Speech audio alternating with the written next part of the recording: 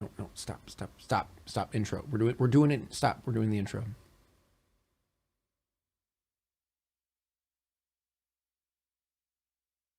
You're supposed to, you gotta look at the camera. Look at the cam. Stop. Look at the come on. Just, you gotta look at the camera. Why are you biting me? Stop.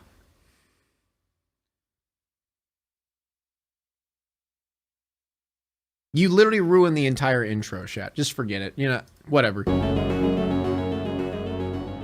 In 1998, the Barber family was living a charmed life.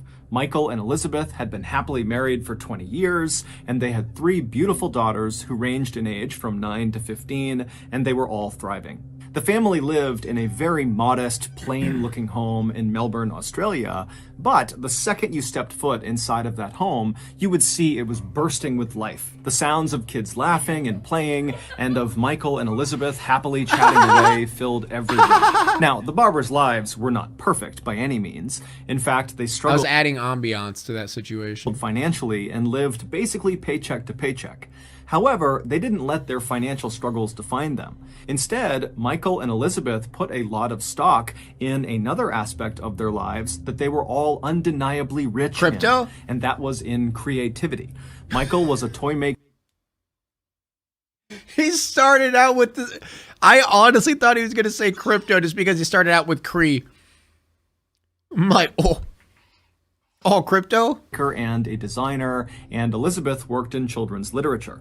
And each of the 3 Barber children were beginning to cultivate their own unique creative gifts. At 9 years old, Heather, who was the youngest, had developed a lovely singing voice. Ashley Rose, who was the middle child at 11 years old, had learned to play the flute. But the Barber's oldest daughter, 15-year-old Rachel, was really the star of the family. In fact, they called her that, Rachel Star.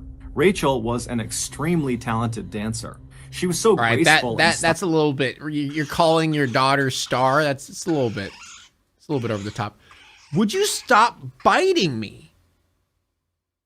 Is this really how you're going to act in front of everyone? You're going to embarrass me like this? Stylish that even when she was just walking around, it almost looked like she was dancing. Rachel was also very beautiful, with big emerald green eyes and fair skin, and she had this effortless charisma that just drew people so she to died. her. From the outside, Rachel really did look like the kid who had everything going for her. But, like the rest of us, Rachel had her own struggles. Like she was not a natural student. No matter how hard she tried, math and science just seemed impossible to her. And Rachel had a number of acute fears that really made certain aspects of her life very challenging. He's giving too many details, chat. Dark. She was afraid of talking to He's strangers. giving too many details. She was afraid of navigating the public transportation system on her own. And even just the thought of going into a store by herself filled her with immense dread. As a result of having these fears, Rachel was actually very dependent on her parents. Her mother, Elizabeth, would jokingly say that Rachel was 15, going on 18, going on 12. Eventually, when Rachel's anxieties and fears, combined with her struggles with traditional How does he know schoolwork, so much, put Chad? her into a bit of a depression, her parents decided they needed to step in and take action. They wanted their Rachel Star to be happy. They wanted to encourage her and nurture her strengths. And the thing that they knew she loved the most and was the best at was dance. So in September of 1998, Michael and Elizabeth allowed Rachel to drop out of her traditional school and transfer to a full-time dance school in Richmond, which was an inner-city suburb of Melbourne. Dude, what are these parents? Who has parents like these? Who has parents who let their kids drop out of school to follow a dream? What is this isn't real. This isn't real life.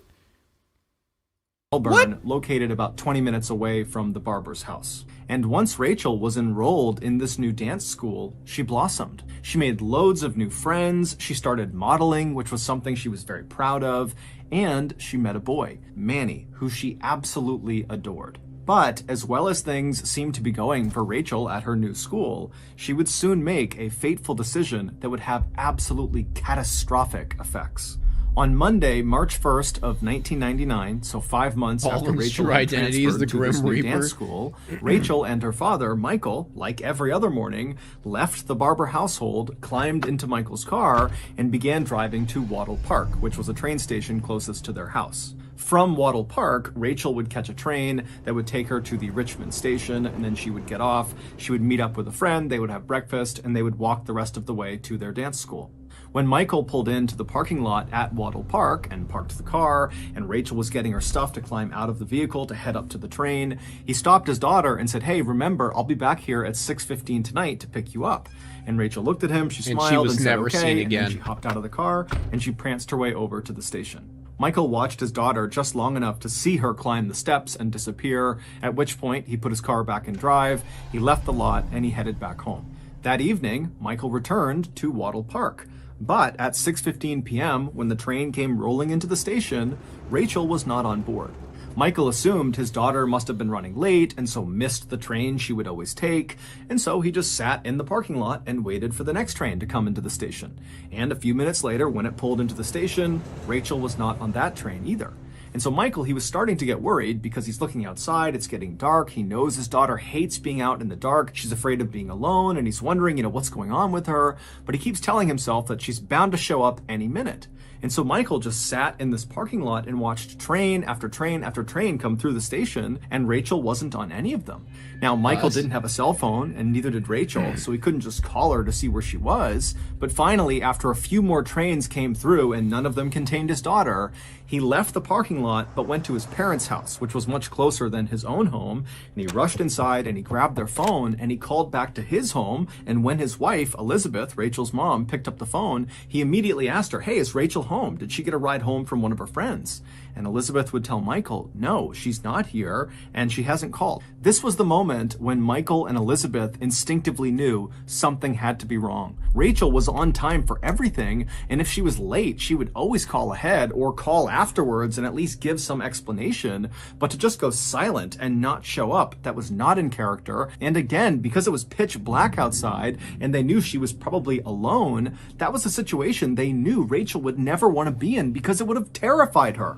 And so Michael tells Elizabeth he's going to come home as fast as he can. They hang up, and then while Elizabeth is waiting for her husband to return, she picked the phone right back up and she dialed Manny's number. That's Rachel's boyfriend. She figured maybe Rachel was with Manny, or at the very least, maybe she checked in with Manny. Yeah, because new main most channel nights, video tomorrow. Rachel and Manny spoke on the phone. But when Manny picked up the phone, he would tell Elizabeth that he hasn't seen Rachel since earlier in the day, Manny and she sus? has not called him, which to him was odd. When Elizabeth asked Manny, what was my daughter doing when you were with her last? Manny would say, "Oh, we went out to a shopping mall near the school in Richmond, and we went to the shoe store, and Rachel actually walked up to a very particular set of shoes. They were these big platform blue chunky shoes, and she said that she was going to buy them the next day, and she was really excited about it." And Elizabeth, as she's hearing this, she knew exactly the shoes that Manny was describing, because just the day before, Rachel had taken her mom, Elizabeth, to the shoe store and pleaded with her to get those blue Was she chunky gonna steal platform them? shoes. But when Elizabeth had looked at the price tag, they were $100, and so they were too expensive. And so as Elizabeth is hearing Manny say that her daughter is talking about how she's going to buy these shoes the next day, Elizabeth is thinking, with what money? Rachel has no money. So How she could stole she them? possibly afford those shoes? And so she asked Manny, did Rachel say how she planned on affording those blue shoes? And Manny would say, actually, yeah. She told me that she had this secret job, but she wouldn't give me any more details about it. Oh, no. And she said that with the money from this secret job, she'd be able to buy these shoes. Manny would tell Elizabeth that Rachel really stressed that this secret job was nothing to worry about. It was nothing immoral. But as Elizabeth is listening to Manny tell her this, all her alarm bells are going off. She could not fathom any job that would require a 15-year-old girl to go out by herself at night doing something that was secret and give what absolutely 15-year-old no girl information gets a to her secret family. job? Every possibility just seemed bad. After hanging up the phone with Manny, Elizabeth began frantically calling all of Rachel's friends and acquaintances and different locations around town that she knew her daughter would frequent, but nobody had any information about where Rachel was. A little while later, Michael finally pulled into the driveway, and when he went inside, he talked to his wife briefly, but he could tell they had no new information. Their daughter was still not home. This was becoming a crisis. And so very quickly, Michael just left the house, got right back into his car, and he drove to the police station. But when he got to the police station, the police didn't really offer the response that he was hoping for. From the police's perspective, it sounded like a teenage girl has been missing for a few hours, and so in their mind, they're thinking, one, that's not an emergency yet, and two, she probably just kind of ran off. That's not an classic cops. Classic cops. Doesn't seem like a problem to me. She's probably not missing. Classic law enforcement W right there. Teenagers do that, they come back the next day, it's normal. And so despite Michael's pleas to the police that no, this is different, my daughter would never do that, she would never run away, this is totally out of character, despite all those pleas, the police said, look, Michael, just go home, wait, your daughter will be home soon, and if for some reason in the next few days she does not come just like, bruh, she'll be home, come on. I know she's probably dead right now, but like, she'll be, just come on, just relax. She'll come home. Back home. You come back and you tell us. Because these cops know. And so Michael, now feeling totally devastated and terrified for his daughter's safety, finally did just leave the police station and he headed back home. And then he and his wife and his two other daughters had a terrible, restless night's sleep, wondering what was going on with Rachel. And then finally, when the sun came up the next morning, Michael and Elizabeth rushed out of their bedroom and headed into the kitchen, hoping, praying that Rachel would just magically be in their house again. But when they went into the kitchen, Rachel wasn't there. She had not come home. However, pretty early on this second day of Rachel's disappearance, Michael and Elizabeth would learn something new. Manny would get in touch with Michael and Elizabeth, and he would tell them that he remembered something Rachel had said during their final conversation the day before. She had told Manny that he had nothing to worry about with regards to this secret job because it wasn't immoral, it was totally safe, and, Manny said, Rachel said there was an old female friend who was going to be there at this job site in some way participating that would keep her safe. And so Michael and Elizabeth have no idea what to make. It's before kids mattered, and she'll be home even though she's been missing. Wait, what year was this? Does it give me a year? Did he say a year? What year? Of this old female friend, but in a way it was kind of a relief because they know their daughter is basically terrified to be alone. 99. And so at least knowing wherever she was, she was with this old friend, that made them feel good. But the parents' positivity about this new development quickly faded when they began calling around to all of Rachel's friends, both new and old, female and otherwise, and none of them were missing. Everybody was where they were supposed to be, and nobody knew anything about what happened to Rachel. The only intel the parents got from this round of calling all of her friends was that several of her friends said that the day before, the day Rachel disappeared, they had walked with Rachel back to the train station after school. And in fact, one of the friends told Michael and Elizabeth that they offered Rachel a ride home so that she wouldn't have to ride the train back home, but Rachel had turned it down, saying her father was going to be meeting her on the other end at Wattle Park at 6:15 p.m. The Barbers didn't know what to make of this. Did Rachel believe at the time that she could go do this secret job and still be back in time to meet her father at 6:15 at Wattle Park? Or did she lie to the friend who was offering the ride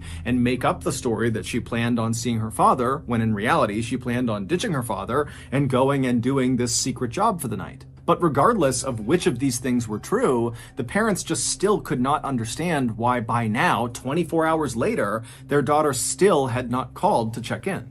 Michael and Elizabeth found themselves wondering if they really knew their Rachel Starr as well as they thought they did. You know, maybe she had actually run away. Paul and offered a ride but turned him down. The parents were totally distraught, they were totally anxious and terrified, and so with nothing else to do, over the next several days, they just continued to go out and look everywhere and talk to everyone to try to find where their daughter was. But everything they looked into turned into a dead end. Then, finally, on Monday, March 8th, so exactly 1 week since Rachel had disappeared, Michael and Elizabeth got a new lead. A girl named Allison, who had gone to a dance class with Rachel before Rachel had transferred schools, had overheard her younger sister talking about the Rachel Barber disappearance and how nobody had seen or heard from Rachel since 5:45 p.m. the previous Monday. Allison, who had not heard about Rachel's disappearance until this very moment, knew immediately she had to go forward and talk to police because she actually saw Rachel on the night she disappeared, a full hour after her last known sighting. At 6:40 p.m. on the night Rachel disappeared, Allison was on the train car headed to Praron, which is a suburb located southeast of where Rachel lived. And when this train that Allison was on pulled into the Richmond station and the doors opened up, I'm really hoping this is going to have an alligator nest boy ending and not be sad. Fingers crossed. I have high doubts of that. That was a rare Chad moment. All those adults just wailing on that alligator, dude. That was a badass story. I don't know if this one's going to end like that. Other girl who Allison didn't recognize walked on board and then took seats right next to each other on the other end of the train away from Allison. Train schedule? Yeah, now, from Allison's perspective, immediately it was clear they were friends. They were laughing and joking together and just kind of in their own world. And so Allison didn't want to be rude, so she stopped staring at them, and they continued riding the train until they got to the Praron station, at which point Allison got up to leave the train. But as she did, she saw Rachel and this mystery girl. They also had stood up, and they were making their way out of the door. And as they were leaving, Rachel actually would look up and see Allison, and they would both smile. What's the alligator and wave story? at each other. Go to my channel. But that was it. And then Allison would watch as Rachel and her friend would leave ahead of her, and they would walk down the platform. And from Allison's perspective, it seemed obvious that Rachel and this girl were friends, and whatever they were going to go do, they were choosing to go do, and they were going to do together. When Michael and Elizabeth heard about this sighting of their daughter on the train and this mystery girl, on the one hand, it was kind of reassuring because it meant that Rachel was with this friend, potentially the old female friend that Rachel mentioned to Manny, and so whatever she was doing, at least she was not alone. But on the other hand, it begged the question of what role did this mystery person play in wherever Rachel was now? Had Rachel and this mystery girl gone to do this secret job together? And I know a bunch of people have been saying trafficking this whole time. Had this mystery girl been Rachel's accomplice, and they had run off together like the police thought? Whatever the case was, the Barbers and the police at this point, who were looking much more seriously into the Barber case by now, they knew the next step was identifying this mystery girl. A couple of days later, on Thursday, March 11th, the police called in an artist to create a sketch of this mystery girl that Allison had seen on the train. Allison would describe this mystery girl as being older than Rachel, being heavier than Rachel, and very plain. That day, the police also ordered a trace on all of the phone calls going into the Barber residence on the day before she went missing, because they figured that if Rachel and this mystery girl were in cahoots on some sort of secret thing together, they likely communicated the day before. And when the phone call trace came back, there was one phone number in particular that stood out to police. There was a private phone number that called the Barber household twice on the day before Rachel disappeared.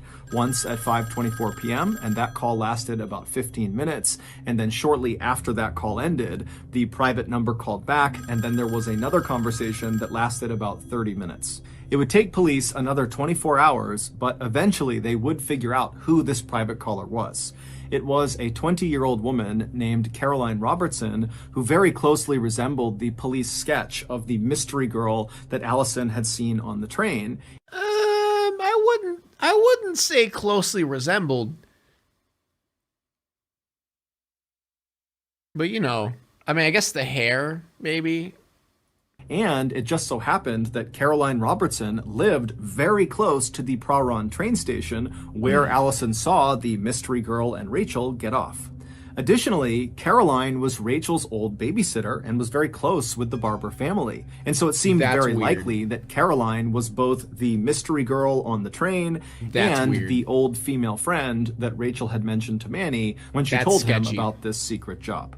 This new information was a huge relief. From Michael and Elizabeth's perspective and the police's perspective, it now seemed very likely that Rachel and Caroline had just snuck off together and were now probably hiding out at Caroline's apartment near the Praran train station. Nope. And so, believing they could put an end to this missing teenager drama that night, the police Wendell and hopped Wild in their is cars tomorrow, guys. and they drove over to Caroline's apartment. But when they got there at 5:25 p.m., they very quickly realized that things were not as they seemed. Police walked up to Caroline's front door and they knocked and began yelling out for Caroline and Rachel to come outside, but nobody yelled back and nobody opened the door. When they tried to handle, they found it was locked. Dude. So they got in touch with the property's are real sus. estate agent, who came out and gave them a set of spare keys. And when the police tried those keys, they found they still could not open the door because the door had been locked from the inside with a special latch. And so the police began walking around the perimeter of the building looking for another way inside. And as they're walking, one of the officers looks up and sees a second floor window of the apartment is open. And it's open enough that clearly a person could slip inside.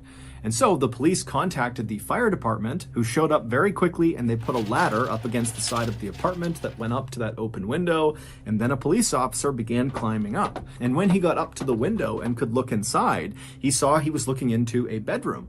And at first, it looked totally ordinary until he noticed there was a body lying face down at the foot of the bed on the ground. It was Caroline. The officer on the ladder immediately turned around and yelled for backup, and then he and other officers poured into the apartment. Wait, what? And before long, Caroline, who did actually still have a pulse, but she was totally unconscious and not responding, she was being rushed to the hospital. And while that was happening, the remainder of the officers who were on site, they all went into the apartment to try to find Rachel. And so as they're searching this apartment, which was totally messy, there was things everywhere, there were boxes everywhere.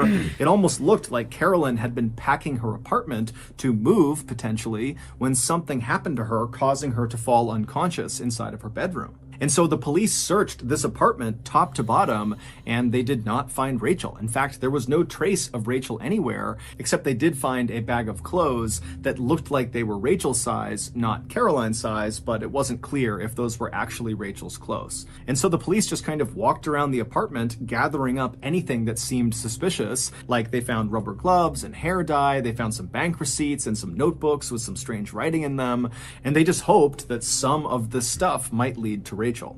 Back at the hospital, Caroline had regained consciousness, and even though she was very disoriented and seemed kind of out of it, the medical staff allowed the police to come in right away and start asking questions because they knew time was of the essence with Rachel. Was she not the bad guy? To find her. And so the officers came into Caroline's room, and they sat down, and the first question they asked her was, "Do you know where Rachel Barber is?"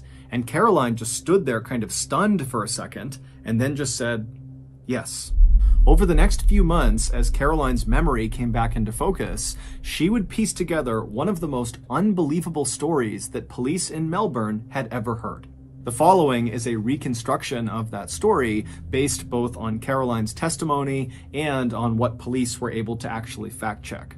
Back on Sunday, February 28th, 1999, so the day before Rachel vanished, Caroline called Rachel and offered her a job. Caroline told Rachel that she was working on this psychology study and she needed participants. However, the study was highly confidential, so if Rachel did want to be a part of it, she wouldn't be able to tell anyone what she was doing. However, the study was quite lucrative for Rachel, and it really didn't require much of Rachel. All Rachel had to do was meet Caroline the following day after school was over at the Richmond train station, and then the two of them would ride the train to Praran. They would get off, make their way to Caroline's apartment, and there they would conduct this psychological study, and when it was over, Caroline would pay Rachel $100 and the cost of transportation. And so Rachel, she was thrilled at the idea because she wanted those beautiful blue shoes, and so she said yes.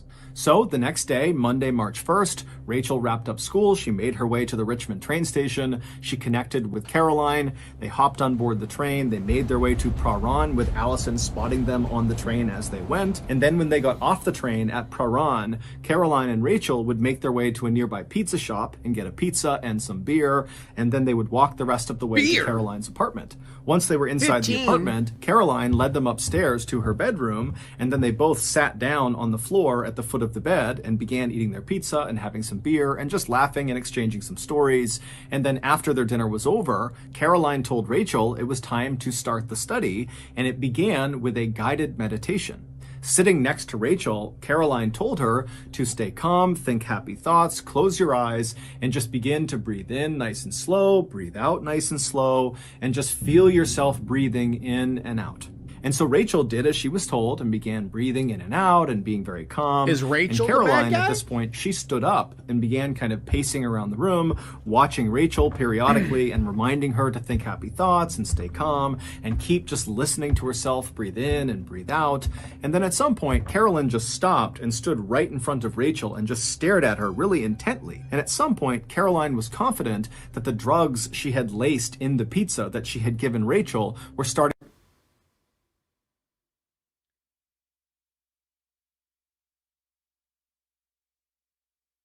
Huh?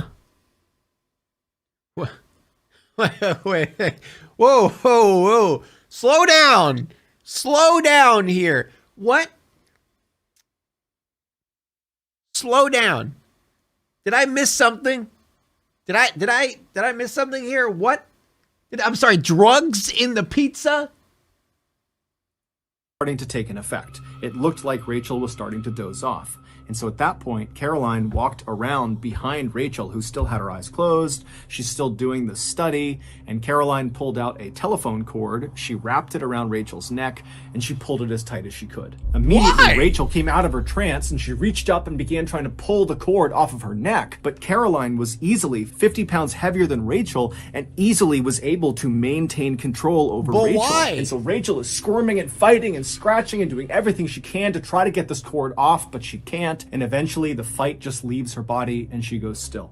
Caroline would maintain tension on that cord to ensure Rachel was dead, but then eventually she would release the tension on the cord, at which point she would drag Rachel's body into a nearby closet and she would shut the door. 2 days later, Caroline would open that closet up and she would drag Rachel's body back out of the closet with the cord still wrapped around her neck. And she would roll Rachel's body up in a carpet and then stuff her inside of a large army duffel bag that Caroline had purchased for this exact reason, for disposing Rachel's body. But why? And then she called a taxi who came to her apartment and she lugged Rachel's body still inside of this bag and dumped it in the taxi. And then she and Rachel's body and the taxi driver drove about an hour north to rural Kilmore, where Caroline's father had a vacation home, and there she would bury Rachel's body in a shallow grave next to one of her childhood pets. When Caroline had been rushed to the hospital because she was found unconscious in her bedroom by police, the assumption was she and probably Rachel had been attacked, and that was why Caroline was unconscious. But what really happened is Caroline was in her apartment and she saw the police show up, and it made her so stressed that it triggered a seizure, and that was why she passed out in her bedroom. What a bitch. When she came to in the hospital and people began asking her what happened, she would say that Rachel's death was an accident.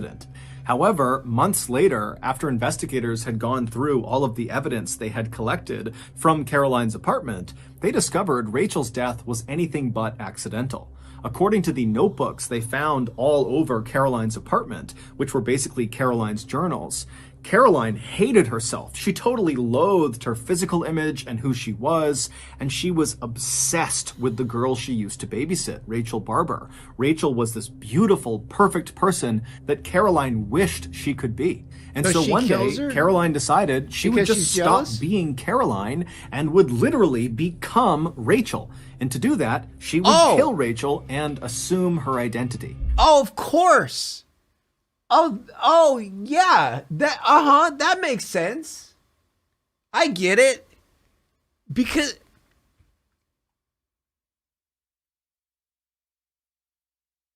What? Huh? The secret job, the psychology study that Caroline offered Rachel, was a very intentional trap. She knew Rachel wanted money for things like those blue shoes, and she knew Rachel would trust Caroline. Caroline was her babysitter, and so Rachel would have no problem going into Caroline's apartment alone at night to get the money. Caroline planned to murder Yeah, Rachel did she and not stage think it so that it would looked be a like little Rachel had run suspicious? away. And then afterwards, Caroline planned to Yo, lose thank you, 45 Sarah. pounds and then get a nose job so she would look more like Rachel. And then to complete her transformation, Caroline would legally change her name to Rachel Barber. In November of That makes 2000, sense. Caroline Robertson pleaded guilty to murdering Rachel Barber and was sentenced to 20 years in prison. In January of 2015, Caroline was released after only serving 15 of those 20 years. In the years after Rachel's death, Rachel's mother, Elizabeth, would write a book about the experience called The Perfect Victim, which would later be adapted into a major movie that starred some of Australia's biggest actors and actresses. On Wednesday, March 24th, 1999, Rachel Barber's body was once again lowered into the ground, except this time she was surrounded by friends and family and people who loved her. Over 850 people attended Rachel's funeral. They brought letters and poems and toys, which were all buried with Rachel, as were the blue shoes that Rachel so wanted that she planned to buy with the $100 Caroline had promised her.